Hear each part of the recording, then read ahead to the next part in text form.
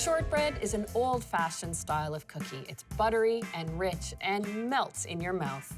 I started by showing you the basics with a vanilla bean Spritz shortbread cookie. Now it's time to move up a level with a classic Scottish Pan Shortbread. Now this is a personal favorite. It also happened to be a personal favorite of Mary, Queen of Scots. She's the one who brought it to fame. But like all shortbread cookies, it starts with the butter. 3/4 of a cup by weight is 6 ounces. Instead of using icing sugar like the first shortbread, I'll use 1/2 cup of light brown sugar. You've got this density and moisture in the brown sugar that lends a caramel-like flavor. An important tip when baking shortbread cookies is to beat your butter and sugar very, very well, and for a good 4 minutes. The friction of the granulated sugar against the butter helps aerate it. It makes the shortbread light and fluffy at the same time, but also hold together, so you'll never have a shortbread that crumbles. And if you're ever in doubt if you've beaten your butter and sugar enough, well, beat it another minute more. You can't overbeat this step.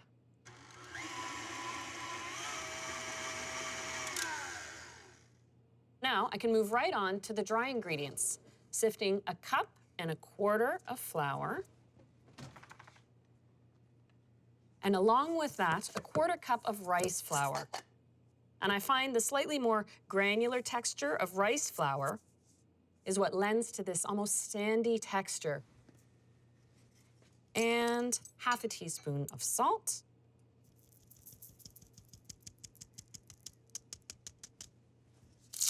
Add this all at once. And now just mix it until it just comes together.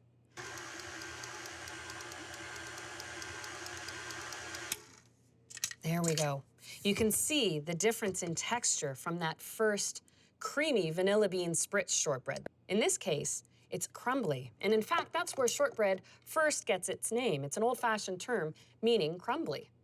A traditional Scottish-style shortbread is pressed into a pan, and that's what gets the crumbly texture to then stick together.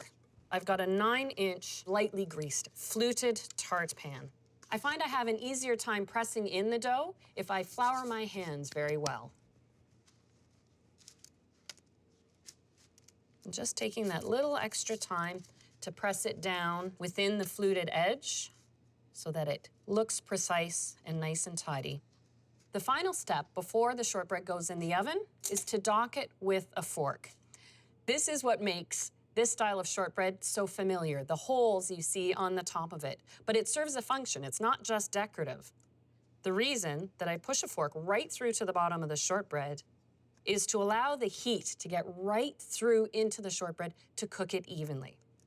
Try and evenly space the fork marks. Now the shortbread is ready for that slow oven, 300 degrees, and it takes a full hour.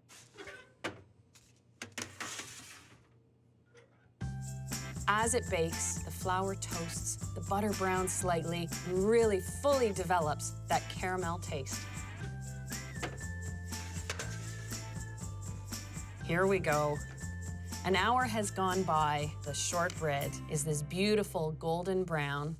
It's important now, while the shortbread is hot, to actually cut it into the wedge shapes.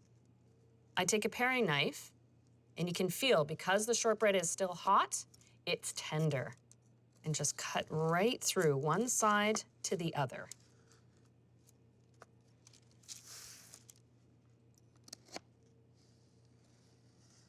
Before I take it out of the pan, I have to let it cool completely to room temperature. I have one already cooled. So this is why I like to make it in a removable bottom tart pan, because it does come out easily. And with just a little lift, you can see the wedges pop out easily and crack apart. And look at that interior. This is why you slow bake it for that full hour, that even color all the way through. And now, let's give it that snap test. You can't beat a good shortbread